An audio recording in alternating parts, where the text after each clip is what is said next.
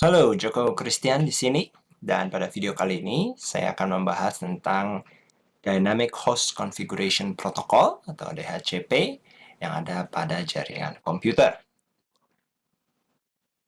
Pertemuan ini akan membahas DHCP versi 4 untuk IP versi 4 dengan 4 tema utama: DHCP Operations, konfigurasi DHCP Server, konfigurasi DHCP Client, dan troubleshooting singkat.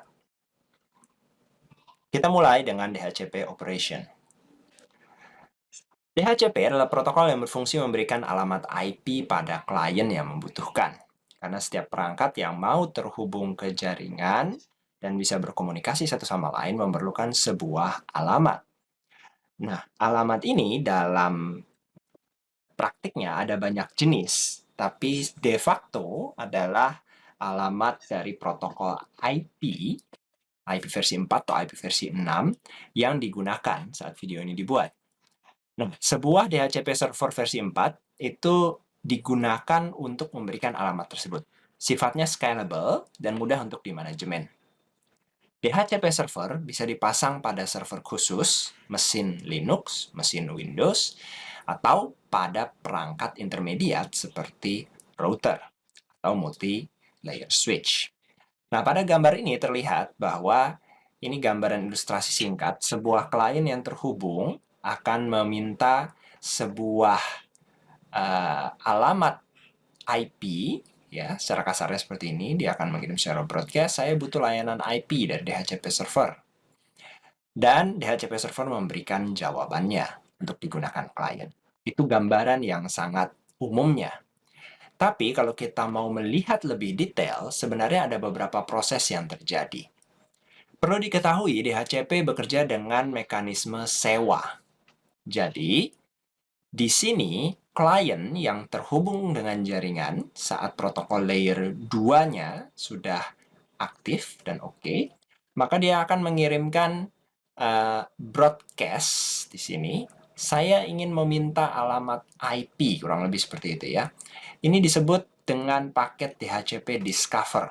Broadcast akan terdengar oleh semua perangkat-perangkat lain dalam broadcast domain yang sama. Ini juga akan didengarkan oleh sebuah server. Dalam hal ini kita anggap server di sebelah kiri adalah server dari DHCP.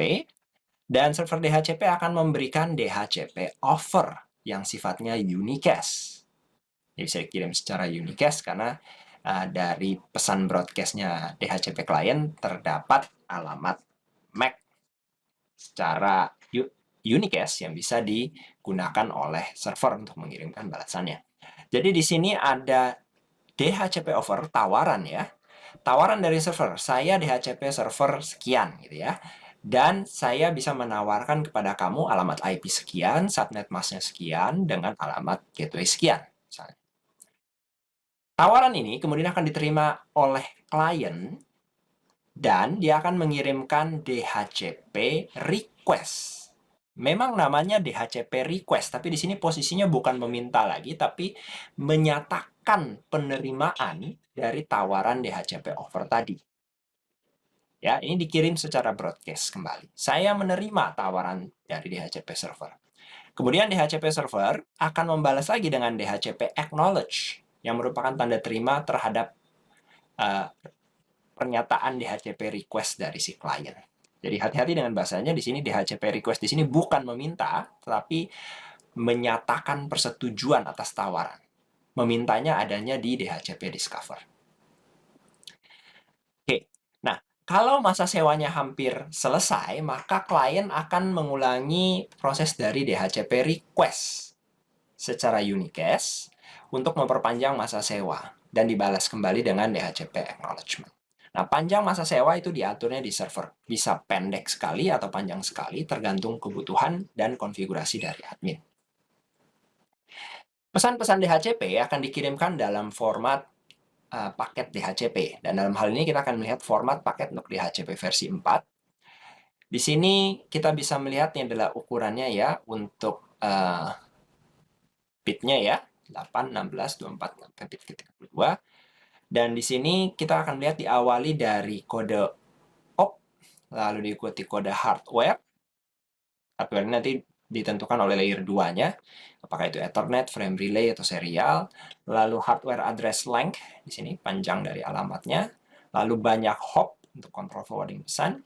Dan transaction identifier untuk memberikan identifikasi khusus pada transaksi yang sewa yang sedang terjadi.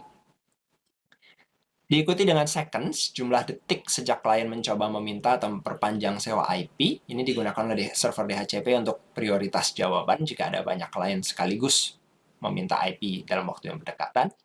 Flags digunakan oleh klien yang belum mengetahui alamat IP versi 4. Client IP address adalah ini kolom yang digunakan oleh si klien saat mau memperpanjang sewa. Kalau pada permintaan awal itu nilainya 0.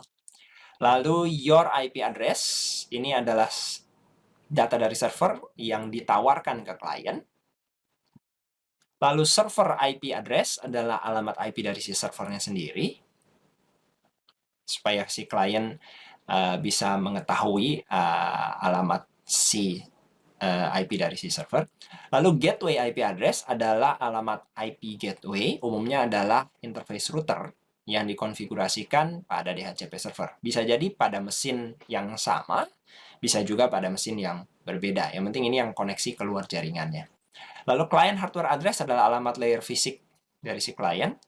Server name adalah di sini intinya adalah nama dari server itu, misalnya dhcp server.domain. Nah, nama server itu akan dinyatakan di sini saat pengiriman DHCP over atau DHCP acknowledgement. Lalu boot file name adalah opsional untuk dipakai klien jika meminta tipe boot file khusus di luar dari pembahasan kita. Dan DHCP options adalah parameter yang diperlukan untuk operasi dasar DHCP. Baik klien maupun server bisa menggunakan field ini. Nah, berikut adalah contoh format pesan DHCP discover dari klien ke server. Di sini gambarnya sedikit berbalik ya, klien ada di sisi kiri, server ada di sisi kanan. Klien baru saja bergabung ke server, ke jaringan, dan dia belum punya IP. Jadi, dia akan meminta alamat dengan cara mengirimkan sebuah Ethernet frame, ini destination-nya secara broadcast. FFFFF di sini berarti semuanya adalah broadcast, source-nya adalah MAC dari si A sendiri. IP-nya, IP source dia belum punya, jadi diisi 0.0.0.0. Destination-nya adalah broadcast. Tipenya UDP67, dan ini adalah isi paket DHCP-nya. Tipenya adalah DHCP Discover. Dengan kode CADDR 0 semua, GIDDR 0 semua, MES-nya 0 semua, dan CHADDR adalah MAC address dari si A.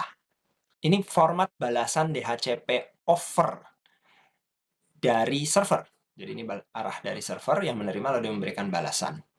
Ini sudah sifatnya unicast, jadi destination MAC-nya adalah MAC address dari si A, dan source MAC-nya adalah MAC address dari server sendiri.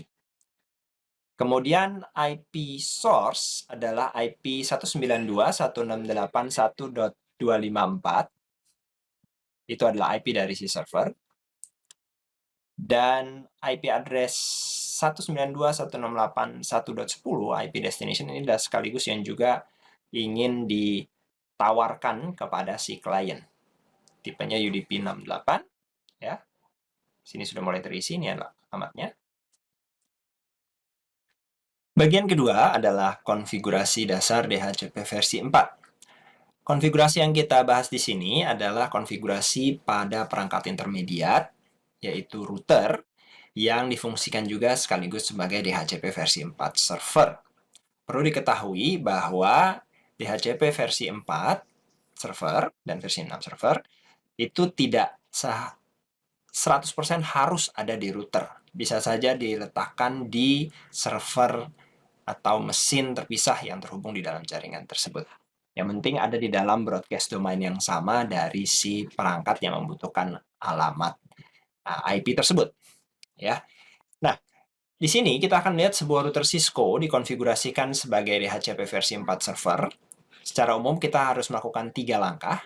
Kita akan coba implementasi pada router 1 di sini yang akan bertindak sebagai DHCP versi 4. Yaitu kita akan membuat daftar IP yang di-exclude, tidak diikut sertakan untuk disewakan.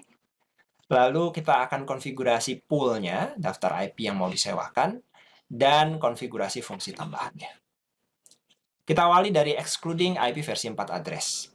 Jadi, kenapa kita perlu mengexclude atau tidak mengikut sertakan alamat IP tertentu? Karena beberapa IP yang digunakan di dalam sebuah network itu sudah pasti untuk perangkat intermediate seperti gateway. Dan itu jangan disewakan lagi kepada klien. Dan perangkat-perangkat tambahan lainnya seperti perangkat intermediate lain, yaitu mungkin switch yang perlu diberikan IP untuk remote management, lalu juga server-server, dan mungkin misalnya printer jaringan, atau VoIP, dan yang lainnya, yang IP-IP-nya kita setting secara statis dan tidak mau kita berikan kepada host-host yang lain. Nah, jadi kita daftarkan IP-IP itu, masuk ke dalam router config, lalu berikan perintah IP spasi DHCP spasi excluded min address, diikuti dengan alamat IP atau, tanda ini atau ya, alamat IP awal. Jika memilihnya alamat IP awal, tentu saja harus ada spasi alamat IP akhir. Jadi boleh saja kita masukkan 1, boleh saja kita masukkan range. Yang paling mudah,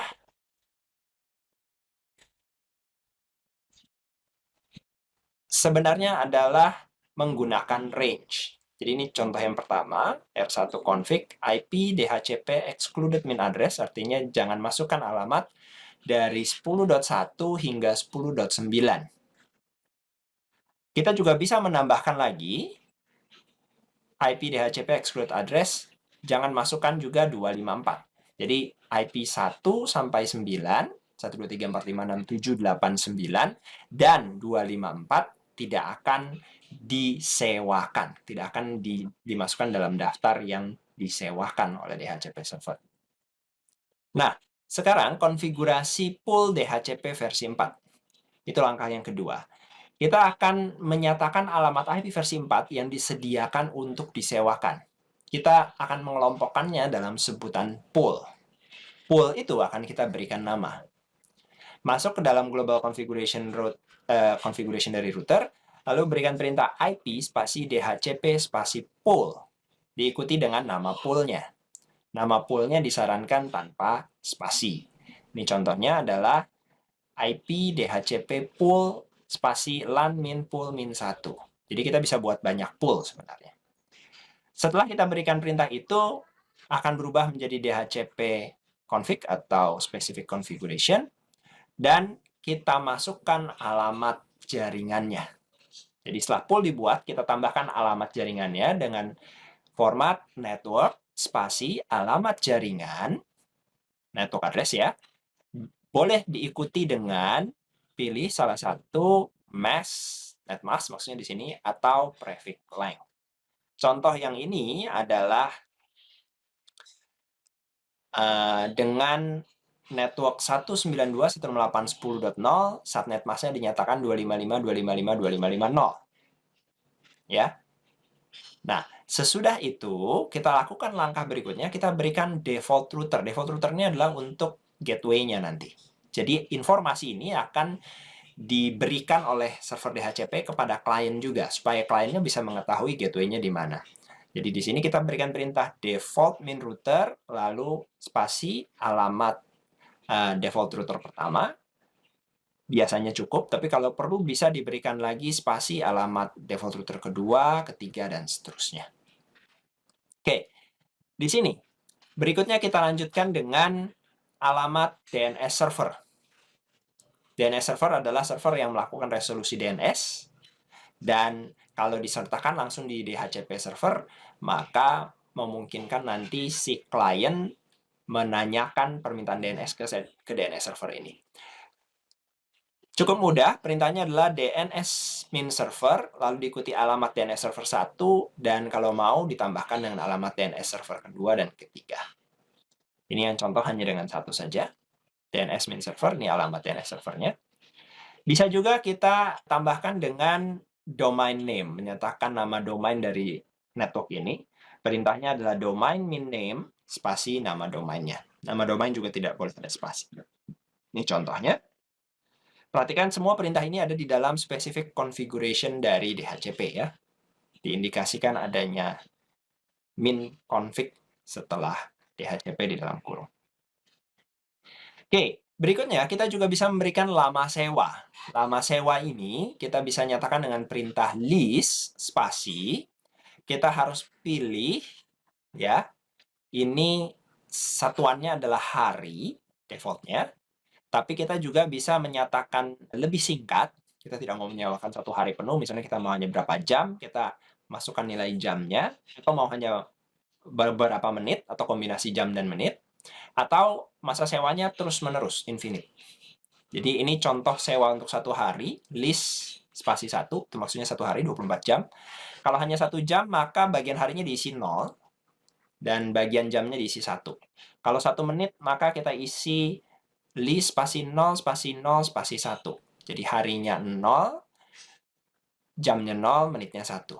Kalau tidak berbatas, tidak akan dianggap habis masa sewanya, maka listnya infinite. Kalau di beberapa lokasi publik, disarankan lama sewanya tidak perlu terlalu panjang, disesuaikan dengan kondisi. Katakanlah kalau di restoran mungkin akan makan waktu 1 jam, orang kurang lebih makan, ya bisa diberikan sewa 1 jam. Tapi kalau katakanlah di kafe atau di tempat-tempat publik lainnya, mungkin bisa lebih pendek, hanya 10 menit. Berikutnya adalah bagian verifikasinya. Verifikasi bisa kita lakukan dengan perintah show running config. Supaya lebih spesifik, kita mulai pipe di sini, artinya kita mulai dari section DHCP. Mari kita lihat informasinya mulai dari DHCP excluded address yang kita berikan di awal. Lalu diikuti dengan pool, lalu diikuti dengan informasi dari poolnya, termasuk alamat network, subnet masknya, default routernya, DNS servernya, nama domainnya, ya, dan diikuti dengan pool-pool lain kalau poolnya lebih dari 1. Show IP DHCP binding, ini artinya ikatan yang sudah dilakukan. Kalau belum ada klien yang meminta, maka isinya kosong. Tapi kalau sudah ada klien yang meminta, isinya kurang lebih seperti ini. IP address 10.10, MAC address sekian, sewa habisnya di hari, jam, menit sekian, ya, dan seterusnya. Verifikasi untuk statistik, kita bisa gunakan dengan perintah show IP DHCP server statistik. Ini terlihat statistik berapa banyak poolnya, memory usage-nya, ya. Ini belum ada permintaan ya, kosong ya. Kalau yang di sebelah kanan contohnya sudah ada nih, sudah menerima 8 kali DHCP discover, ya. Dan 3 kali DHCP request. Dan sudah 3 kali menawarkan DHCP offer dan 3 kali acknowledge. Jadi kalau statistik ini mulai terisi, angkanya berarti kita sudah mengetahui bahwa server DHCP kita berjalan. Nah, pada sisi kliennya, ini contoh di Windows, kita bisa ketikkan perintah ipconfig spasi /all, ya, dan kita akan lihat di sini pada interface spesifiknya, misalnya di sini yang dinyalakan DHCP-nya adalah IP address 192.168.10.10, subnet mask 255.255.255.0, gateway-nya 192.168.10.1, ini semua didapatkan dari DHCP server. List obtain adalah Mei 27, misalnya di sini kasusnya 2013, dan expire-nya Mei 28, berarti di sini dikasih sekitar 1 hari. Ini juga alamat DNS servernya. Kalau ada informasi list obtain dan list expire, ini kita bisa pastikan bahwa beserta dengan ini ya, DHCP server, kita bisa pastikan bahwa informasi ini didapatkan dari DHCP server. Berikutnya adalah fungsi DHCP relay. Karena DHCP bekerja memanfaatkan lalu lintas broadcast, maka potongan jaringan dengan broadcast domain yang berbeda tidak akan bisa menerima pesan broadcast. Dalam contoh ini, DHCP servernya tidak diletakkan di router, melainkan diletakkan pada mesin sendiri di sini, yaitu DHCP versi 4 server dengan IP 192.168.11.6. Si DHCP versi 4 server ini terhubung ke jaringan ini. Ini saya lingkari, dan kalian bisa lihat bahwa ini adalah broadcast domainnya. Terbatas hingga interface router gigabit 01 dan tidak akan terhubung dengan broadcast domain yang ada pada jaringan 192.168.10.0 yang terhubung di gigabit 00 dari router 1. Karena secara default router memang fungsinya adalah membatasi broadcast domain. Nah, kalau kita ingin PC1 yang kali ini membutuhkan layanan DHCP server menggunakan DHCP server yang ada di broadcast domain yang berbeda, maka router-router di tengah jalannya dalam perjalanan lalu lintasnya itu harus disetting supaya meneruskan pesan broadcast. Dan dalam contoh ini berarti si router 1 ini sendiri yang kita konfigurasikan untuk meneruskan pesan broadcast ke jaringan 192.168.11.0. Jadi broadcast dari PC1 masuk ke sini dan diteruskan ke sini. Router 1 di sini dikonfigurasikan dengan IP helper address. Jadi fungsi dari IP helper address itu sebenarnya mengizinkan lalu lintas broadcast-nya. Ya. Dan dalam hal ini bisa spesifik si router ini kita konfigurasikan untuk mengarahkan ke IP spesifik. Router 1 config masuk ke gigabit Ethernet 00 yang dikonfigurasi yang ini ya. Bukan sisi yang sebelah gigabit 01, tapi gigabit 00 yang akan menerima pesan broadcast dari PC1. Di PC1 pesan broadcastnya ke sini. Dan dinyalakan IP helper address min IP spasi helper min address spasi alamat dari host yang akan diteruskan pesan broadcastnya.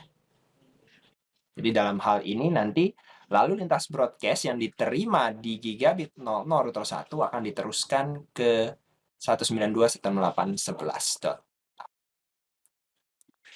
Kita bisa verifikasi DHCP versi 4 relay dan DHCP versi 4 services-nya dengan perintah show running config section interface gigabit Ethernet 00. Terlihat ada tulisan IP helper address-nya yang ini. Oke. Bisa juga dengan debug, menjalankan debug, tapi menjalankan debug harus hati-hati untuk dimatikan lagi karena debug memakan sumber daya cukup tinggi. Debug IP DHCP server events, dia akan menampilkan lalu lintas event DHCP yang terjadi ke layar konsol. Untuk mematikan nanti perlu tambahkan no di depan, no debug IP DHCP server events. Nah, bagaimana melepas dan meminta ulang IP dari sisi klien? Di klien, kita bisa secara eksplisit, ini contohnya di Windows, adalah dengan perintah ipconfig spasi /release. Ini lepas IP-nya, lalu minta ulang dengan ipconfig spasi /renew. Jadi ini contoh di sebelah kanan, setelah dirilis IP address-nya tidak ada, lalu di-renew lagi, baru didapatkan lagi IP address-nya. Bagian ketiga adalah DHCP client. Router sebagai DHCP client juga bisa kita konfigurasikan. Jadi di sini router yang meminta IP ya. Untuk mengkonfigurasikan router sebagai DHCP client, kita berikan perintah sebagai berikut. Masuk ke interface-nya, router, config interface, dari si interface yang kita inginkan, lalu berikan perintah IP spasi address spasi DHCP. Nah, pada contoh ini misalnya masuk dulu ke interface gigabit 01, lalu nyata IP spasi address spasi DHCP. Baru aktifkan, no shutdown. Cukup mudah, dan ini mengakibatkan nanti si interface gigabit 01 meminta alamat IP kepada server DHCP yang tersedia. Jadi routernya pun bisa kita set sebagai DHCP client, tidak hanya sebagai DHCP server. Kalau kita lihat verifikasinya show IP interface gigabit 01, di sini terlihat bahwa sudah mendapatkan IP dan dapatnya dari DHCP, address determined by DHCP. Nah, bagaimana kalau wireless router sebagai DHCP client? Konfigurasi yang umum ya, kita menggunakan wireless router untuk memberikan layanan wireless dan satu kabel UTP biasanya lari dari router ke wireless router gitu. Kita pisahkan perangkatnya ya, wireless router untuk memberikan layanan wirelessnya. Nah, di sini berarti sisi kabelnya yang biasanya mereka labeli sebagai sisi internetnya itu perlu kita nyatakan sebagai DHCP. Cukup mudah biasanya masuk ke interface webnya, lalu menyatakan konfigurasi pada internet connection type atau sisi kabelnya sebagai DHCP. Ini juga berlaku pada modem router ADSL atau modem router ONT yang menggunakan berbasis fiber, di mana kita mendapatkan IP dari si ISP, penyedia layanan. Bagian keempat adalah troubleshooting, dan di troubleshooting ini kita akan melihat beberapa permasalahan umum yang terjadi dalam konfigurasi atau pemakaian DHCP. Biasanya adalah ada konflik alamat. Konflik alamat adalah kondisi di mana dua atau lebih perangkat menggunakan alamat IP yang sama. Jadi di routernya kita bisa lihat show IP DHCP konflik, dan di sini akan kelihatan IP address detection, method detection time, dan menunjukkan nanti daftar IP-IP yang konfliknya. Masalah yang lain adalah masalah fisik. Permasalahan juga bisa muncul kalau koneksi fisik bermasalah, jadi harus dicek kabel dan koneksinya. Dan kalau perlu juga coba dengan IP statik dulu di sisi klien untuk testing konektivitas. Dan pastikan konfigurasi pada switch port di switch ada pada mode akses, karena nanti di switch itu ada mode akses, mode terang ya. Dan masalah keamanan juga perlu diperhitungkan. Jangan sampai pada jaringan kita dalam satu broadcast domain yang sama ada lebih dari satu DHCP server. Karena kalau ada lebih dari satu DHCP server pada segmen yang sama, efeknya mengakibatkan klien bisa memilih siapa yang menawarkan duluan. Jadi kalau kita punya dua server DHCP, secara statistik bisa jadi klien-klien kita setengah mengambil DHCP server yang pertama, setengah mengambil DHCP server yang kedua. Dan ini juga merupakan masalah keamanan karena klien tidak tahu-menahu mana yang valid. Jadi di sini kita harus setting keamanan biasanya di sisi switch-nya, yang hanya mengizinkan lalu lintas broadcast DHCP over hanya datang dari satu port. Oke, kesimpulannya adalah pada video ini kita sudah bahas gambaran umum DHCP operation, konfigurasi DHCP server pada perangkat Cisco, konfigurasi DHCP client pada klien Windows dan pada router sebagai klien, dan troubleshooting singkat. Demikian video ini. Like dan subscribe untuk mendapatkan informasi menarik lainnya. Saya Joko Christian, undur diri. Bye-bye.